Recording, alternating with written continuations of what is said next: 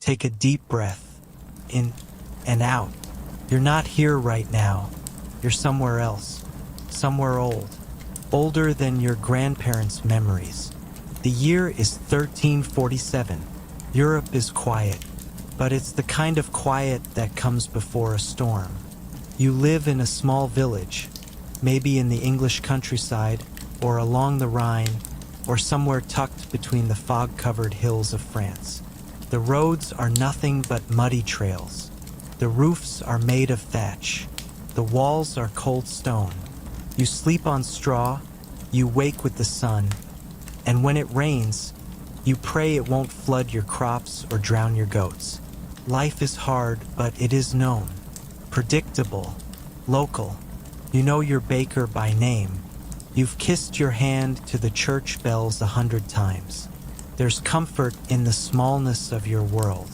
But something is shifting. Not here. Not yet. But far away in the east. Trade caravans roll across the Silk Road from the Black Sea to Constantinople, down into Venice, and eventually into the ports of Sicily. No one thinks much of the rats on those ships. No one notices the fleas tucked into their fur. But the fleas, they're carrying something. Something older than science. Something no prayer can stop. The bacterium Yersinia pestis. In your village, you still light candles at night. You still laugh with your neighbor over soup. You still believe in saints and herbal cures. But your world is standing on the edge of a knife. And it doesn't even know it. The silence before a disaster is a strange thing.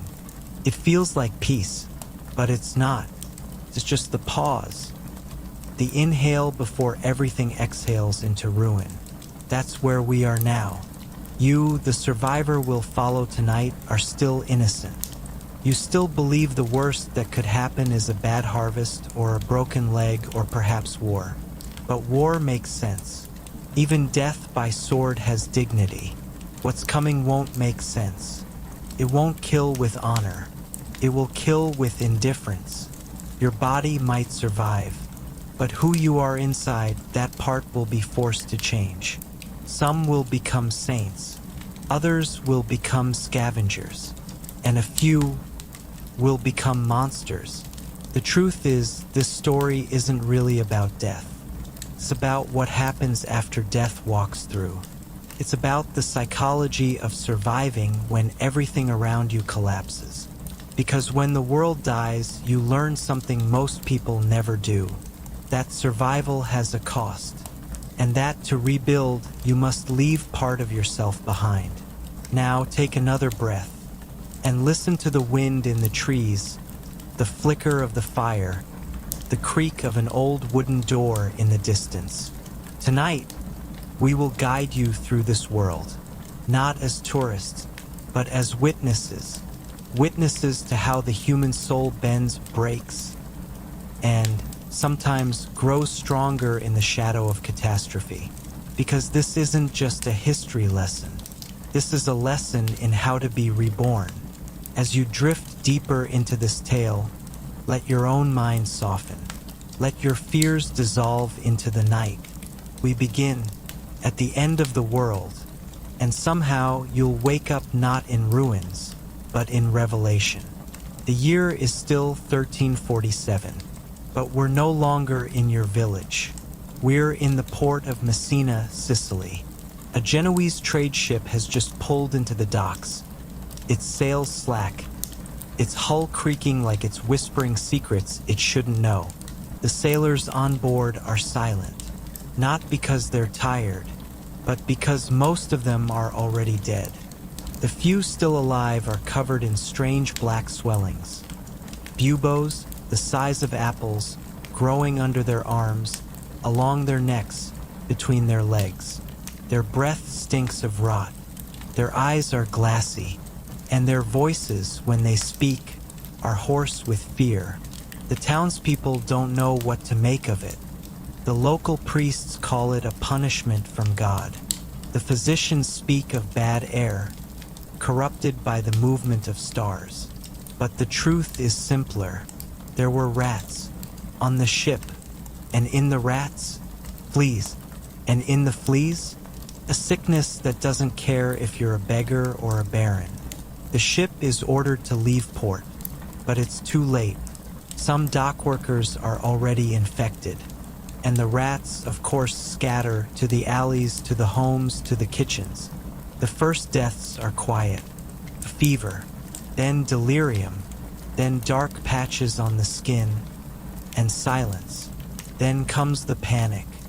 Imagine being in the crowd, a mother clutching her child, hearing whispers of black boils and God's wrath. You rush to the chapel. You light a candle. You beg for protection. But the priest who blesses you, he'll be dead in 3 days. The world is unraveling. Not with fire, not with war, but with infection. The most invisible form of horror, the kind you can't see until it's inside you. And here's the part that history books won't tell you in detail. The people changed, quickly. Some isolated themselves, locking doors, turning neighbors away with axes in hand. Some partied, believing the end was near, so why not dance until death finds you? Others turned to superstition, flagellating themselves in the streets, believing pain might purify the soul. The rats didn't know they were bringing apocalypse. The fleas didn't know they were carrying a future no one would recognize. But by the time winter rolled into 1348, Europe would never look the same again. The cities would be quieter, the roads emptier, the churches packed with bodies.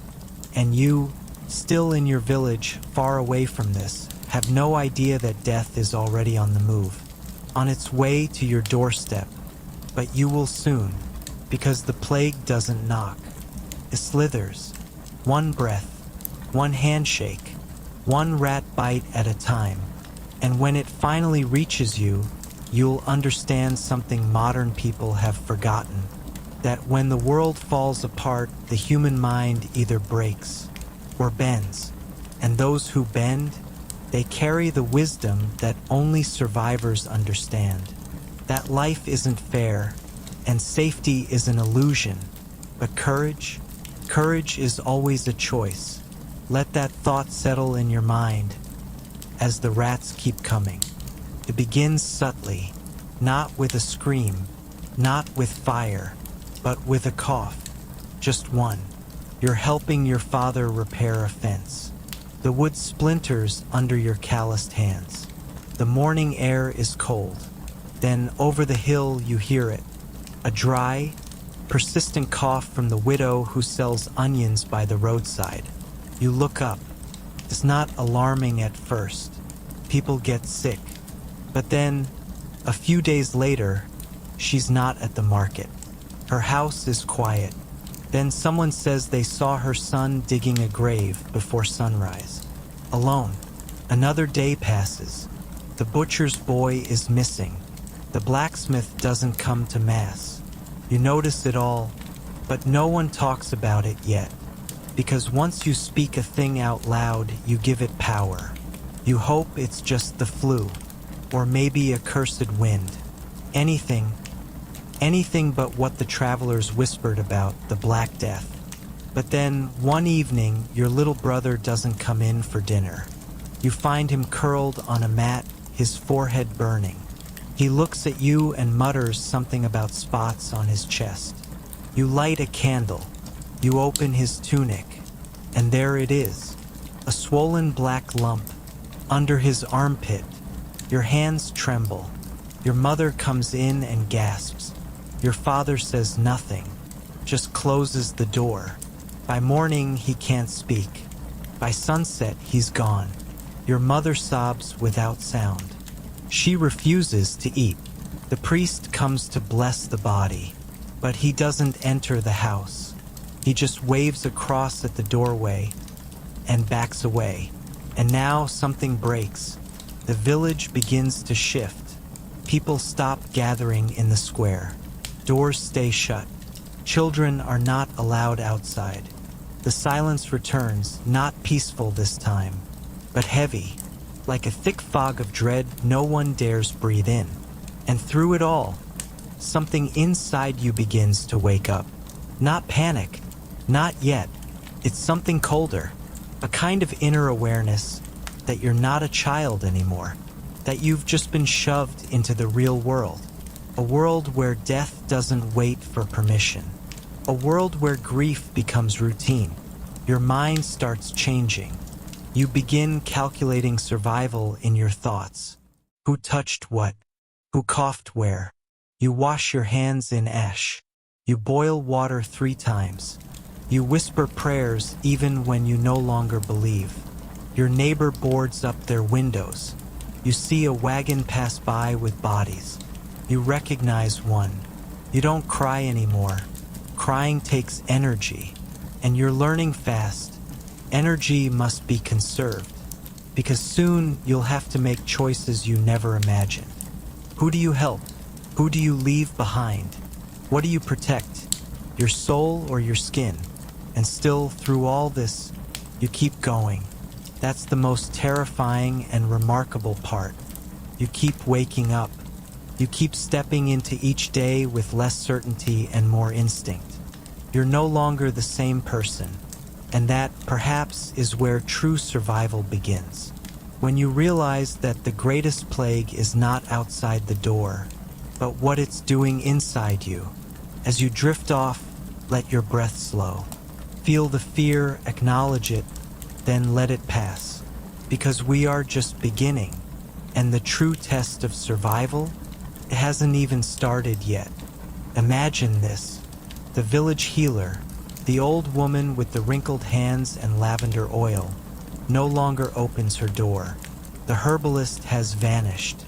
The traveling monk, once so eager to lay hands and whisper psalms, now avoids the sick like shadows.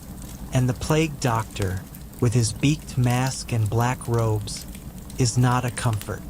He looks like death in costume. And worse, he's afraid too.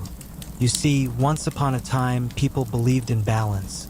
That sickness came from bad humors, and all it took was the right mixture of bloodletting and herbs to reset the body. But this disease laughs at balance. The buboes still swell. The fever still rises. No cure works. No prayer lands. No saint answers. You begin to realize the healers are just as helpless as the rest of us. And this is when something in the human mind starts to crack. In times of crisis, people usually turn to 3 things: faith, science, and community. But now, faith is fading, science is clueless, and community is dangerous. The idea of touching another person, of sharing bread, of helping a sick child becomes terrifying, because closeness equals death. You walk by your friend's cottage and hear coughing. You freeze. Days ago, you would have brought them soup. Now you just pass by, whisper a prayer, and hope it's not your turn next. And here, in this moment, right here, is where the psychology shifts. Survival rewires compassion. You're not evil for stepping away. You're not cruel for ignoring the moans. You're adaptive. The human brain is an ancient machine, and when faced with chaos, it simplifies. It divides the world into 2 categories: safe, unsafe, and every person you once loved, every healer, every friend, now wears a question mark on their face. You begin to view every cough as a threat, every touch as a test, every kindness as a gamble. And the truth is, you're not wrong. But here's the dangerous part. If you do that long enough, if you live inside that mindset, you stop being human. You become something else, a calculation machine. You forget what mercy feels like. You forget how to comfort. You survive, yes, but you do it in pieces. In the old texts, some plague survivors later wrote about how the kindest people died first. Because they stayed. Because they helped. Because they couldn't turn away. But the ones who lived, Many carried guilt heavier than any fever. And now, as you sit alone in your family's empty house, the healer gone, your faith shaken, and silence creeping in, you wonder, am I surviving? Or am I changing into someone I won't recognize when this is over? But there's power in this moment, because awareness is the beginning of wisdom. You are witnessing the collapse of trust, and inside that collapse, you're learning how rare it is and how valuable. When you rebuild, and yes, someday you will choose more carefully who to let in, and your kindness will come from wisdom, not innocence. Now let yourself breathe. Feel your heart slow, steady. You are still here. And in this story, being here is already a victory. Drift deeper now, because soon the worst will arrive. And from that, the greatest transformation. At first, the bodies were buried in churchyards. The gravediggers worked day and night, saying hurried prayers over linen-wrapped shapes. But the earth filled too quickly, so the burials moved to the fields, then the pits, mass graves, wide-open trenches where dozens, sometimes hundreds, were laid atop each other like forgotten parchment in an archive no one would ever read. You watch as your neighbor's son is carted past you. He was just laughing 2 days ago. The priest no longer says their names. There are too many. You feel the scale of it pressing against your chest, like 1,000 invisible hands clutching your ribs. What used to be a village is now a graveyard with houses. The streets are empty. The windows stay shut. No music. No festivals. No church bells for weddings. Only the toll for the dead. And here's what happens to your mind in this kind of world. It starts to protect itself. First, you wept. You raged. You screamed into your pillow until your throat hurt. But now you just blink. Another death. Another cart. Another name you forget as soon as you hear it. This isn't apathy. It's survival. Because the brain can only hold so much grief. And when the grief overflows, it doesn't spill. It hardens into numbness. You begin walking through your days as if dreaming. You eat only when your hands remember how. You stare at the wall until night falls. And yet, something in you still watches. Some flicker of consciousness that says, I am still here. You feel disconnected from your body, from the dirt beneath your boots, the air that smells of ash and rosemary. You see a child sitting alone by a well and feel nothing. Not because you don't care, but because you can't care anymore. To feel everything now would destroy you. And so you float. One breath, one thought, one fragile thread keeping you from unraveling completely. This is how trauma buries itself. Not in screams, but in silence. But here's the truth buried under all this death. Stillness is not the end. It's the cocoon, the dark chamber where your old self dissolves, so something else can take shape. A sharper version, a wiser version, the you that will one day walk again without flinching at shadows.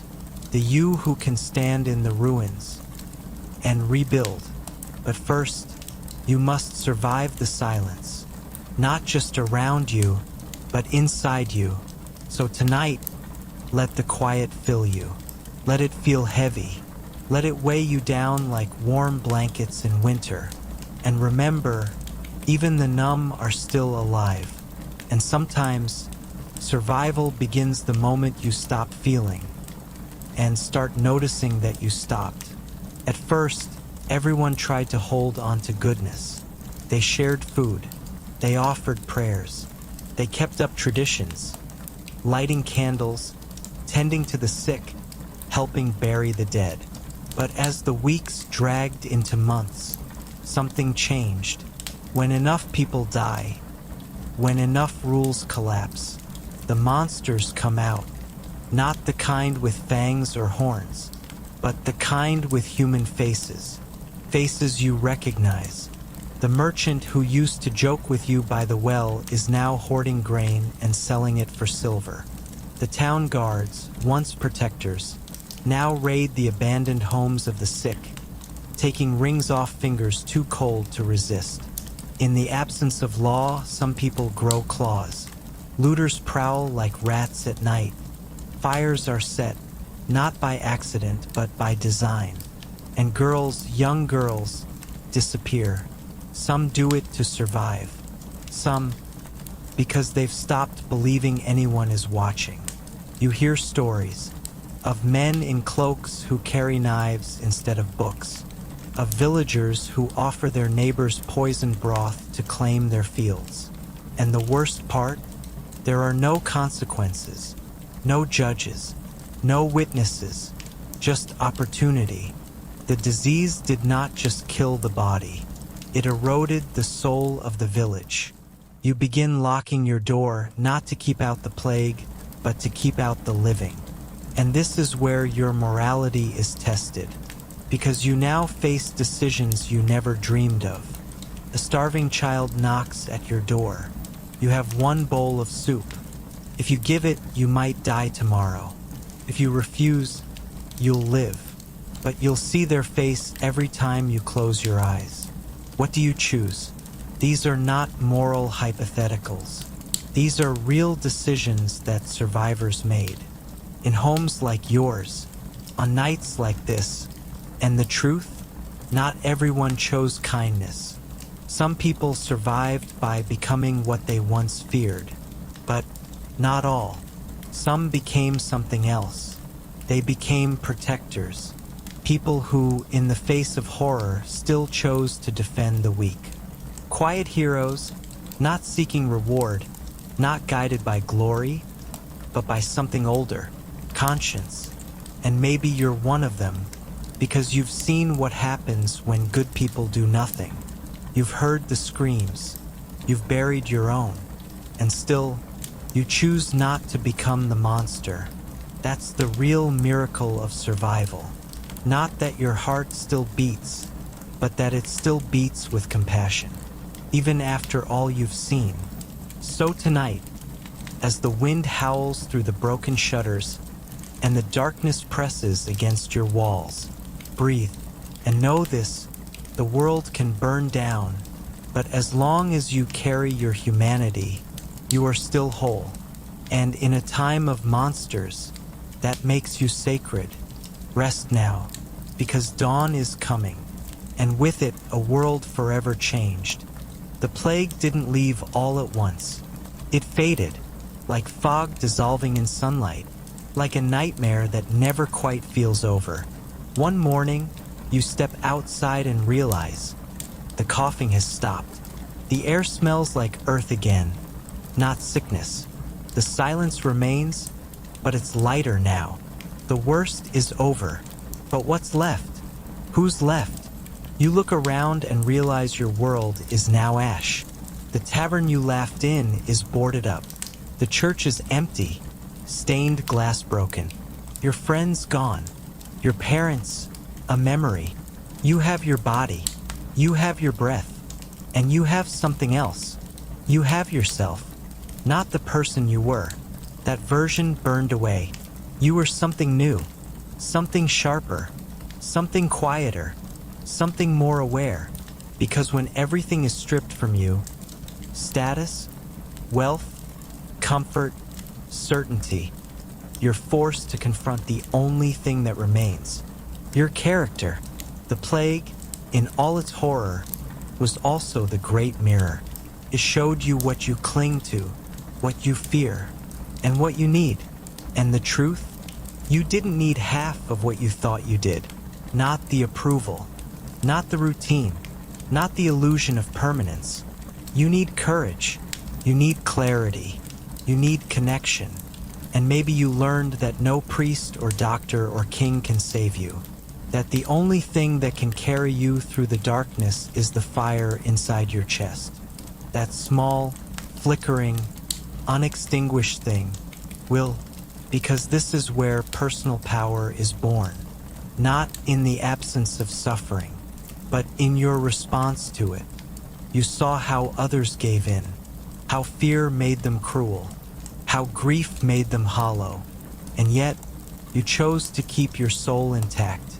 Maybe you weren't strong every day, maybe you made mistakes, but you stayed awake, you stayed human, and now, with your hands in the dirt, planting seeds for next spring, you feel it, that strange sensation you forgot existed. Hope, not the naive kind, not the blind optimism you once had as a child. This hope is older, weathered, real. You have lived through collapse, and now you are rebuilding, not just homes, but your identity, your values, your future. The ashes around you do not speak of destruction anymore. They whisper something else. Now you know what matters. And as you breathe in the scent of spring, as the sun rises over your scarred little world, you realize the worst days shaped you, and because of them you will walk forward, not as the person who feared death, but as the one who understands life. Let that truth settle in your bones. Let it wrap around your heart like a blanket. And as you rest tonight, surrounded by memory, but not consumed by it, feel proud, because from ashes, you did not just survive. You emerged, and that is the beginning of everything. Starts with a voice, a real human voice, not crying, not screaming, just talking. You hear it on the road one morning. A man pulling a cart. He nods to you, says, "Good morning." 2 words, that's all. But they hit you like thunder. You forgot what it was like to talk without fear, to hear someone and not flinch. A week later, a group of women gathers at the well. They speak softly. One hands out bread. Another smiles. Smiles. You feel something stir inside your chest, like embers catching wind. It is not over. Life is returning, not as it was, never as it was, but something new. You begin to understand what true strength is, not the ability to stand tall through disaster, but the courage to rebuild in its aftermath. Community begins to reform like old bones setting after a break. Slowly, painfully, and imperfectly, the town square fills again, but no one stands too close. Strangers still raise their sleeves before shaking hands. Trust is on probation, but still it grows. You trade stories. You share memories of the ones you lost. You say their names again, and this time, you don't cry. You honor them. And that is healing. You build new rituals, not the old ones of grand ceremonies and perfect robes, but smaller things, a shared meal, a circle around a fire, planting trees for every child who didn't make it. The world has been reshaped, and so have your expectations. You no longer chase excess. You no longer fear solitude. You know now that connection is not about numbers. It's about presence. The people who stayed, the ones who returned, the ones who looked you in the eye and said, "I'm still here, and I see you." These are your people now. And maybe you don't say, "I love you" anymore. Maybe the words feel too fragile. But you show it in how you listen, how you share, how you show up. And that is enough. It has to be, because the old world is gone. But in its place, something rare has taken root. A world built by survivors, people who remember, people who endured, people who no longer pretend that life is fair, but live anyway, intentionally, honestly, together. That is what the plague gave you in its cruel, merciless way. Clarity. And now you carry that gift with reverence. You survived the silence. You endured the monsters. You rose from the ashes, and now you are learning how to live again. So rest tonight, not as the frightened child who lost everything, but as the grounded soul who gained something deeper, the truth. And from that truth comes the ability to shape a future no plague can touch. There's something they never tell you about surviving. You walk away with a kind of vision, not with your eyes, but with your instincts. You see things others can't. You feel tension in a room before a word is spoken. You can read a person's truth in how they carry silence. You understand what's real and what's noise. This is the forgotten superpower of survivors. You've stared death in the face. You've lived through disconnection. You've eaten in silence. You've slept in fear. And now, you've emerged with something that no scholar, no king, no philosopher could ever teach. Discernment. You know what matters and what doesn't. You see the difference between people who show up and people who just talk.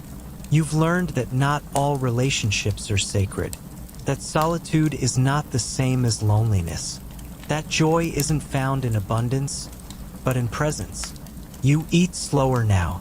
You walk quieter, not because you're afraid, but because you notice more. You value stillness, because you know how loud grief can be. You value simplicity, because you've seen how quickly the complicated collapses. And you value authenticity, because, in crisis, masks don't matter. Only character does. You've become a kind of whisperer, a person who knows how to read the room, the mood, the moment. And more than that, you've become someone who doesn't need to fill silence. You can sit with it, let it breathe, let others fidget, panic, perform. You don't, because you've already been emptied, and you know what remains. That is the secret. That is the superpower. Survivors do not return to who they were. They refuse to, because going back would be a kind of betrayal. A betrayal of the lessons. A betrayal of the dead. A betrayal of your own growth. You may not be louder. You may not be richer, but you are sharper, clearer, more rooted in the things that matter. And in a world obsessed with more noise, more followers, more pleasure, more urgency, you now carry the quiet power of enough. That is a rare thing, a holy thing, and even if no one applauds you for it, even if no one sees it but you, it is everything. So sleep now, calmly. You don't need to fight for meaning. You already carry it in your breath, in your gaze, in your refusal to waste this second chance. You don't need to prove you survived. The way you live already proves it. There is no parade for survivors, no banners, no trumpets, no welcome home. But maybe that's the point. Survival isn't about applause. It's about awakening. And now, here you are, lying beneath a star-stained sky, listening to the breath of the earth, listening to your own breath. Still here, still warm, still yours. The world is quieter now. Not empty, just softer. And you are softer too. Not weaker, but wiser. You no longer move through life assuming things will last. Instead, you hold them gently, relationships, days, even moments, like wildflowers in your palm. You admire, you cherish, but you don't cling. That's what the plague taught you. To live loosely, not carelessly, but consciously. Every step is now a choice. Every word you speak, deliberate. Every hand you hold, sacred. The old you, the one who needed certainty, who needed permission, who waited to be chosen, they are gone. And in their place is you, reborn in silence, reforged in grief, carved not by joy, but by the sacred blade of loss. And now, you are whole, not because nothing broke, but because you grew around the cracks. This is the quiet rebirth, Not loud, not sudden, not wrapped in fireworks. Just this, waking up one day and feeling the weight on your chest. 'Tis gone. You can breathe again. You can trust again. You can smile without apology. And you know what? You don't even need to tell your story. People will feel it. In how you move. In how you pause before speaking. In how you listen. Because survivors carry a stillness, a presence, a quiet light in their eyes. And when the next storm comes, because it always does, you'll be ready, not with panic, not with resistance, but with calm, because you've already died once and came back wiser. So rest now. Let the fire fade to embers. Let the wind hum its lullaby across the field of your mind. You've come far, traveler, through darkness, through death, through doubt, and now you're home, inside yourself, where the quiet rebirth begins. Sleep well. You earned it.